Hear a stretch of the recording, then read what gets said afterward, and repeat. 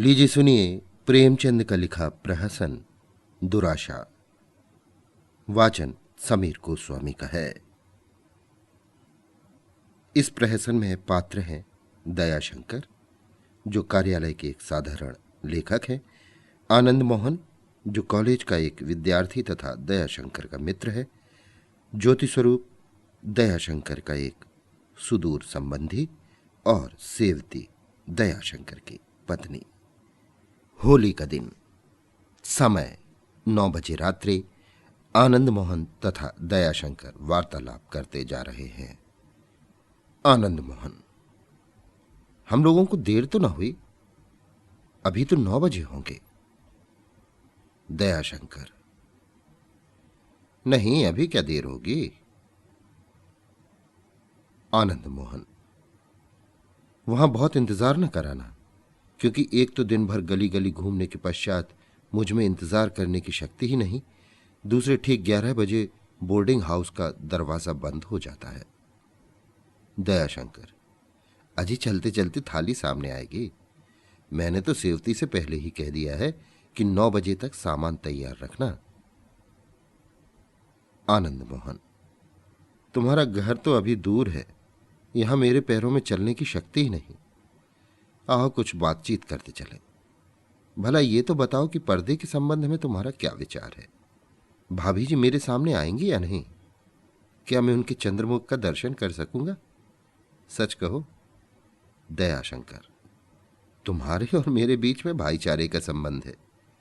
यदि सेवती मुंह खोले हुए भी तुम्हारे सम्मुख आ जाए तो मुझे कोई म्लान नहीं, किंतु साधारणतः मैं पर्दे प्रथा का सहायक और समर्थक हूं, क्योंकि हम लोगों की सामाजिक नीति इतनी पवित्र नहीं है कि कोई स्त्री अपने लज्जा भाव को चोट पहुंचाए बिना अपने घर से बाहर निकले।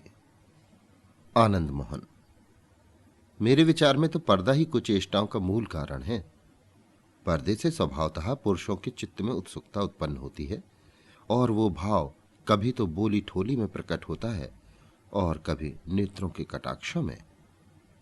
दयाशंकर: जब तक हम लोग इतने दृढ़ प्रतिज्ञ न हो जाएं कि सतीत्व की रक्षा के पीछे प्राण भी बलिदान कर दें, तब तक पर्दे की प्रथा को तोड़ना समाज के मार्ग में विष बोना है।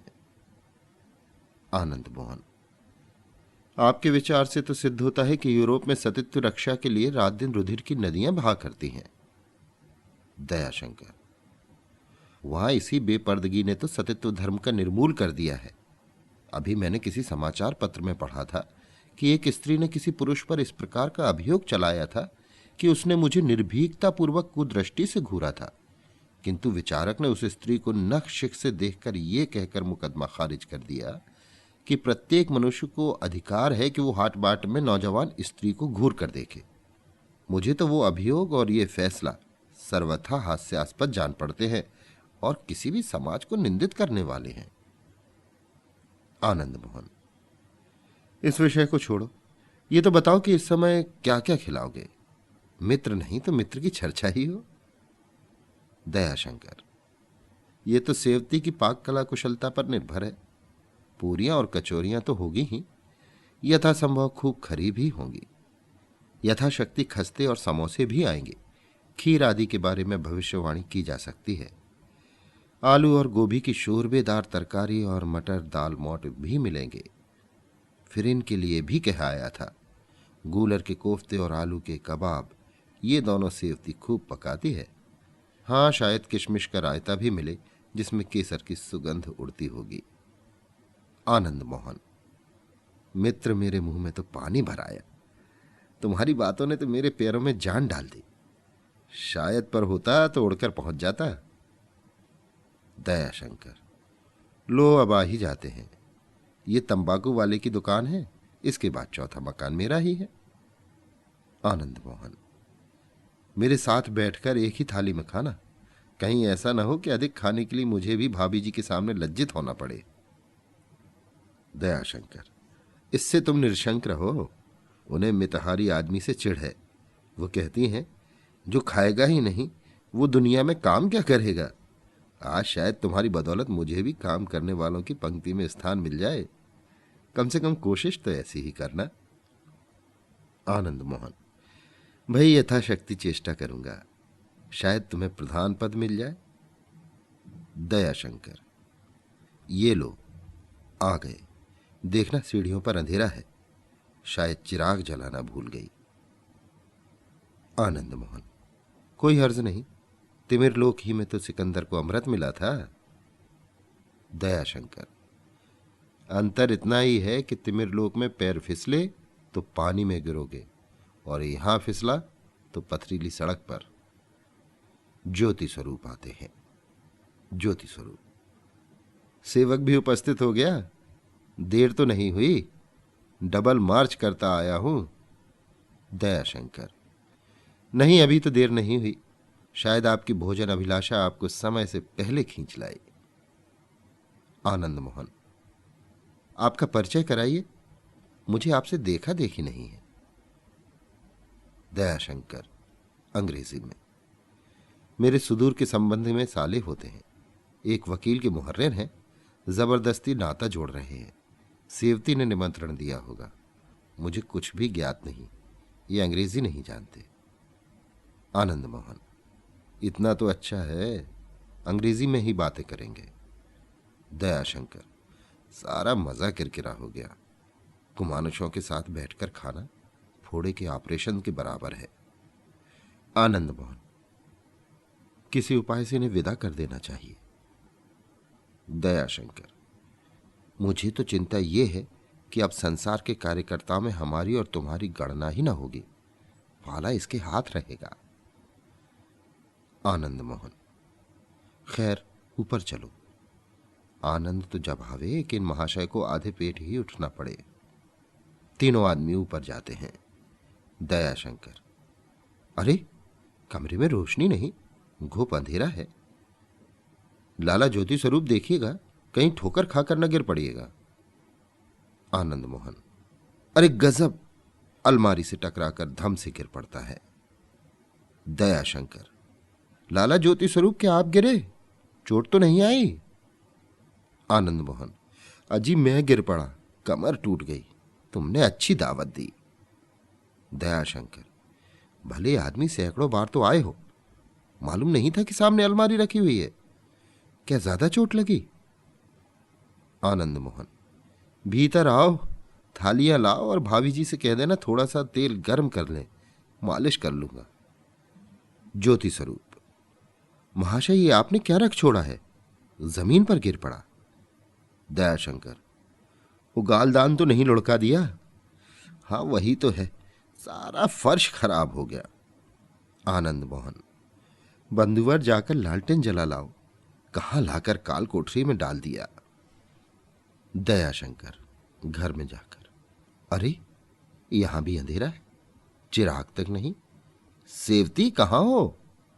सेवती, बैठी तो हूं। दयाशंकर, ये क्या बात है, चिराग क्यों नहीं जले? तबीयत तो अच्छी है। सेवती, बहुत अच्छी है, बारे तुम आ तो गए, मैंने समझा था कि आज आपका दर्शन ही ना होगा। दयाशंकर, ज्वर है क्या, कब से आया है? सेवती, नहीं ज्वर स्वर कुछ नहीं, चैन से बैठी हूं। दयाशंकर, तुम्हारा पुराना बायगोला तो नहीं उभर आया? सेवती व्यंग से, हाँ बायगोला ही तो है, लाओ कोई दवा है? दयाशंकर, अभी डॉक्टर के यहां से मंगवाता हूं। सेवती, कुछ मुफ्त रकम हाथ आ गई क्या? लाओ मुझे दे दो, अच्छी हो जाऊं। दयाशंकर, तुम तो हंसी कर रही हो, साफ साफ कोई बात नहीं करती। क्या मेरे देर से आने का यही दंड है? मैंने 9 बजे आने का वचन दिया था, शायद 2-4 मिनट अधिक हुए हो, सब चीजें तैयार है ना? सेवती, हाँ बहुत ही खस्ता, आधो आध मक्खन डाला था। दयाशंकर, आनंद मोहन से मैंने तुम्हारी खूब प्रशंसा की है। सेवती, ईश्वर ने चाहा तो वे भी प्रशंसा ही करेंगे, पानी रखाओ, हाथ वाथ तो धोएं। दयाशंकर, चटनियां भी बनवा ली है ना, आनंद मोहन को चटनियों से बहुत प्रेम है। सेवती, खूब चटनी खिलाओ, सिरों बना रखी हैं। दयाशंकर, पानी में केवड़ा डाल दिया है? सेवती, हाँ, ले जाकर पानी रखाओ। पानी आरंभ करें, प्यास लगी होगी। आनंद मोहन बाहर से, मित्र शीघ्र आओ, अब इंतजार करने की शक्ति नहीं है। दयाशंकर, जल्दी मचा रहा है, लाओ थालियां परोसो। सेवती, पहले चटनी और पानी तो रखाओ। दयाशंकर रसोई में जाकर, अरे यहां तो चूल्हा बिल्कुल ठंडा पड़ गया है। मेहरी आज सवेरे ही काम कर गई क्या? सेवती, हाँ, खाना पकने से पहले ही आ गई थी। दयाशंकर, बर्तन सब मजे हुए रखे हैं, क्या कुछ पकाया ही नहीं? सेवती, भूत प्रेत आकर खा गए होंगे। दयाशंकर, क्या चूल्हा ही नहीं जलाया? गजब कर दिया। सेवती, गजब मैंने कर दिया या तुमने? दयाशंकर, मैंने तो सब सामान लाकर रख दिया था, तुमसे बार बार पूछ लिया था कि किसी चीज की कमी हो तो बतलाओ, फिर खाना क्यों ना पका? क्या विचित्र रहस्य है, भला मैं इन दोनों को क्या मुंह दिखलाऊंगा? आनंद मोहन, मित्र, क्या तुम अकेले ही सब सामग्री चट कर रहे हो? इधर भी लोग आशा लगाए बैठे, इंतजार दम तोड़ रहा है। सेवती, यदि सब सामग्री लाकर रखी देते तो मुझे बनाने में क्या आपत्ति थी? दयाशंकर, अच्छा, यदि एक दो वस्तुओं की कमी रह गई थी तो इसका क्या अभिप्राय कि चूल्हा ही न जले? यह तो किसी अपराध का दंड दिया है। आज होली का दिन और यहां आग ही न जली। सेवती, जब तक ऐसे चरके ना खाओगे तुम्हारी आंखें न खुलेंगी। दयाशंकर, तुम तो पहेलियों से बातें कर रही हो। आखिर किस बात पर अप्रसन्न हो? मैंने कौन सा अपराध किया? जब मैं यहां से जाने लगा था तुम प्रसन्न मुख थी, और इसके पहले भी मैंने तुम्हें दुखी नहीं देखा था। तो मेरी अनुपस्थिति में कौन ऐसी बात हो गई कि तुम इतनी रूठ गई? सेवती, घर में स्त्रियों को कैद करने का यह दंड है। दयाशंकर, अच्छा, तो ये इस अपराध का दंड है। मगर तुमने मुझसे पर्दे की निंदा नहीं की, बल्कि इस विषय पर जब कोई बात छिड़ती थी तो तुम मेरे विचारों से सहमत ही रहती थी। मुझे आज ही ज्ञात हुआ कि तुम्हें पर्दे से कितनी घृणा है। क्या दोनों अतिथियों से यह कह दूं कि पर्दे की सहायता के दंड में मेरे यहां अनशन व्रत है, आप लोग ठंडी ठंडी हवा खाएं? सेवती, जो चीजें तैयार हैं वो जाकर खिलाओ, और जो नहीं है उसके लिए क्षमा मांगो। दयाशंकर, मैं तो कोई चीज तैयार नहीं देखता। सेवती, है क्यों नहीं, चटनी बना ही डाली है और पानी भी पहले से तैयार है।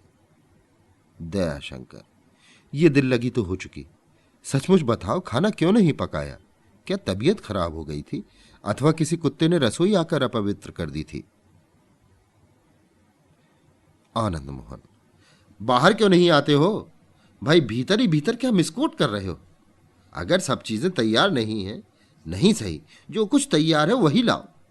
इस समय तो सादी पूरियां भी खस्ते से अधिक स्वादिष्ट जान पड़ेंगी। कुछ लाओ भला, श्री गणेश तो हो। मुझसे उत्सुक मेरे मित्र मुंशी ज्योति स्वरूप हैं। सेवती, भैया ने दावत के इंतजार में आज दोपहर को भी खाना न खाया होगा।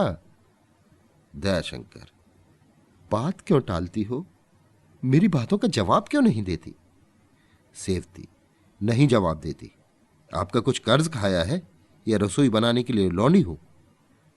दयाशंकर, यदि मैं घर का काम करके अपने को दास नहीं समझता तो तुम घर का काम करके अपने को दासी क्यों समझती हो? सेवती, मैं नहीं समझती, तुम समझते हो। दयाशंकर, क्रोध मुझे आना चाहिए, उल्टी तुम बिगड़ रही हो। सेवती, तुम्हें क्यों मुझ पर क्रोध आना चाहिए?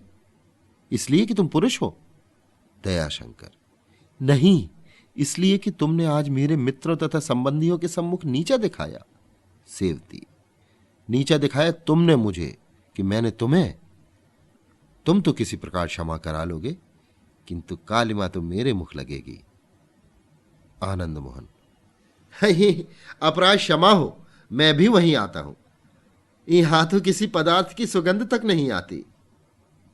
दयाशंकर, क्षमा क्या करा लूंगा, लाचार होकर बहाना करना पड़ेगा।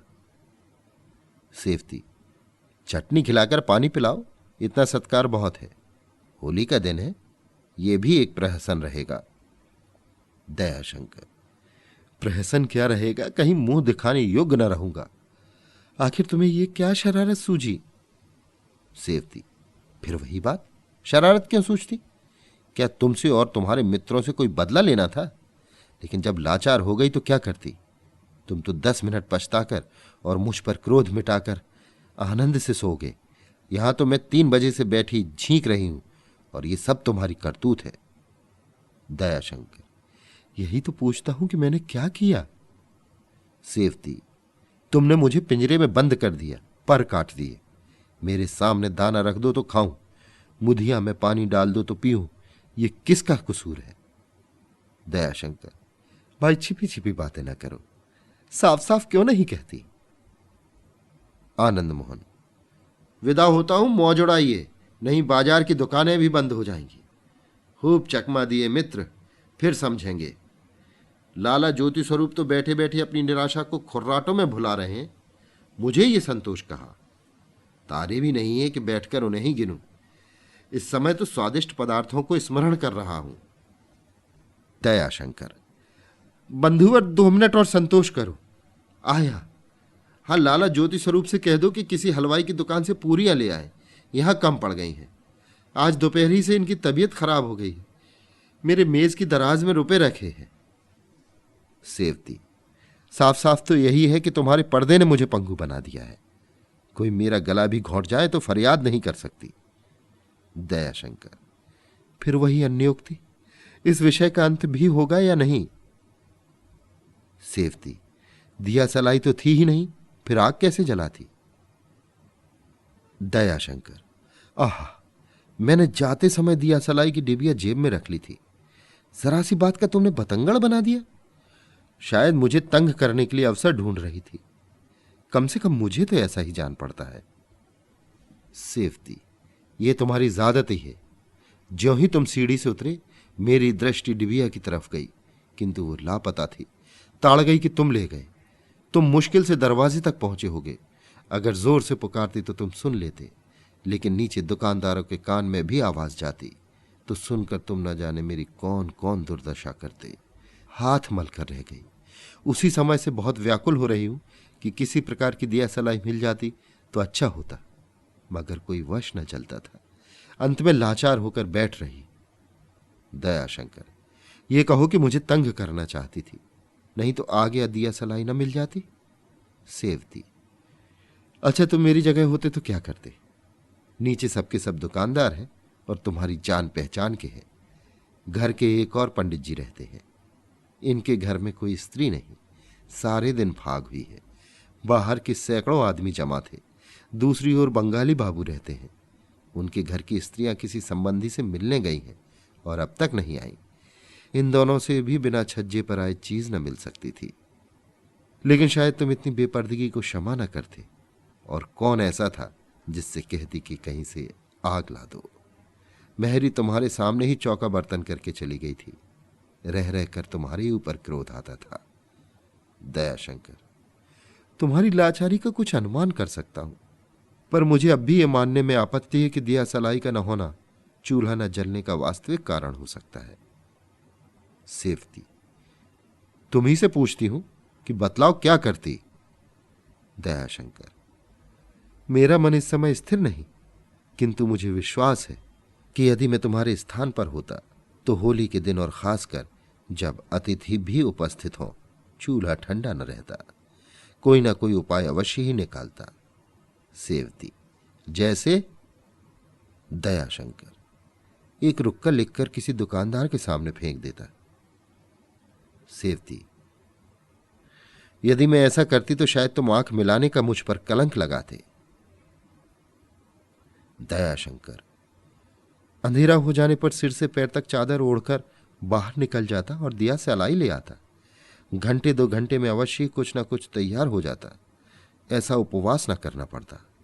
सेवती, बाजार जाने से मुझे तुम गली गली घूमने वाली कहते और गला काटने पर उतारू हो जाते। तुमने मुझे कभी इतनी स्वतंत्रता नहीं दी। यदि कभी स्नान करने जाती हूं तो गाड़ी का पट बंद रहता है। दयाशंकर, अच्छा तुम जीती और मैं हारा। सदैव के लिए उपदेश मिल गया कि ऐसे अत्यावश्यक समय पर तुम्हें घर से बाहर निकलने की स्वतंत्रता है। सेवती, मैं तो इसे आकस्मिक समय नहीं कहती। आकस्मिक समय तो वो है कि देवात घर में कोई बीमार हो जाए और उसे डॉक्टर के यहां ले जाना आवश्यक है। दयाशंकर, निस्संदेह वो आकस्मिक समय है। इस दशा में तुम्हारे जाने में कोई हस्तक्षेप नहीं। सेवती, और भी आकस्मिक समय गिनाऊं? दयाशंकर, नहीं भाई, इसका फैसला तुम्हारी बुद्धि पर निर्भर है। आनंद मोहन, मित्र, संतोष की सीमा तो अंत हो गई, अब प्राण पीड़ा हो रही है। ईश्वर करे घर आबाद रहे। विदा होता हूं। दयाशंकर, बस 1 मिनट और, उपस्थित हुआ। सेवती, चटनी और पानी लेते जाओ और पूरियां बाजार से मंगवा लो। इसके सिवा इस समय हो ही क्या सकता है। दयाशंकर मर्दाने कमरे में आकर, पानी लाया हूं, प्यालियों में चटनी है। आप लोग जब तक भोग लगावे मैं अभी आता हूं। आनंद मोहन, धन्य है ईश्वर, भला तुम बाहर तो निकले। मैंने तो समझा था कि एकांतवास करने लगे, मगर निकले भी तो चटनियां लेकर। वो स्वादिष्ट वस्तुएं क्या हुई जिनका आपने वादा किया था और जिनका स्मरण मैं प्रेमानुरक्त भाव से कर रहा हूं। दयाशंकर, ज्योति स्वरूप कहां गए? आनंद मोहन, ऊर्ध्व संसार में भ्रमण कर रहे हैं। बड़ा ही अद्भुत उदासीन मनुष्य है कि आते ही आते सो गया और अभी तक नहीं चौंका। दयाशंकर, मेरे यहां एक दुर्घटना हो गई, उसे और क्या कहूं। सब सामान मौजूद और चूल्हे से आग न चली। आनंद मोहन, खूब, ये एक ही रही, लकड़ियां न रही होंगी। दयाशंकर, घर में तो लकड़ियों का पहाड़ लगा है। अभी थोड़े ही दिन हुए कि गांव से एक गाड़ी लकड़ी आ गई थी, दिया सलाई न थी। आनंद मोहन अट्टहास कर, वाह, ये अच्छा प्रहसन हुआ। थोड़ी सी भूल ने सारा स्वप्न ही नष्ट कर दिया। कम से कम मेरी तो बधिया बैठ गई। दयाशंकर, क्या कहूं मित्र, अत्यंत लज्जित हूं। तुमसे सत्य कहता हूं, आज से मैं पर्दे का शत्रु हो गया। इस निगोड़ी प्रथा के बंधन ने ठीक होली के दिन ऐसा विश्वासघात किया कि जिसकी कभी भी संभावना न थी। अच्छा बतलाओ, बाजार से लाऊं पूरियां? अभी तो ताजी मिल जाएंगी। आनंद मोहन, बाजार का रास्ता तो मेरे विचार में तो इन्हें छेड़ना ठीक नहीं। बड़े बड़े खर्राटे लेने दो, प्रातःकाल चौकेंगे तो घर का मार्ग पकड़ेंगे। दयाशंकर, तुम्हारा यूं वापस जाना मुझे खल रहा है। क्या सोचा था, क्या हुआ। मजे लेकर समोसे और कोफ्ते खाते और गपड़ चौथ मचाते। सभी आशाएं मिट्टी में मिल गईं। ईश्वर ने चाहा तो शीघ्र ही इसका प्रायश्चित करूंगा। आनंद मोहन, मुझे तो इस बात की प्रसन्नता है कि तुम्हारा सिद्धांत टूट गया। अब इतनी आज्ञा दो कि भाभी जी को धन्यवाद दे आऊं। दयाशंकर, शौक से जाओ। आनंद मोहन भीतर जाकर, भाभी जी को साष्टांग प्रणाम कर रहा हूं। यद्यपि आज के आकाशी भोज से मुझे दुराशा तो अवश्य हुई, किंतु वो उस आनंद के सामने शून्य है जो भाई साहब के विचार परिवर्तन से हुआ है। आज एक दिया सलाई ने जो शिक्षा प्रदान की है वो लाखों प्रामाणिक प्रमाणों से भी संभव नहीं है। इसके लिए मैं आपको सहर्ष धन्यवाद देता हूं। अब से बंधुवर पर्दे के पक्षपाती न होंगे, ये मेरा अटल विश्वास है। पटाक्षेप। अभी आप सुन रहे थे प्रेमचंद का लिखा प्रहसन दुराशा। वाचन समीर गोस्वामी का था।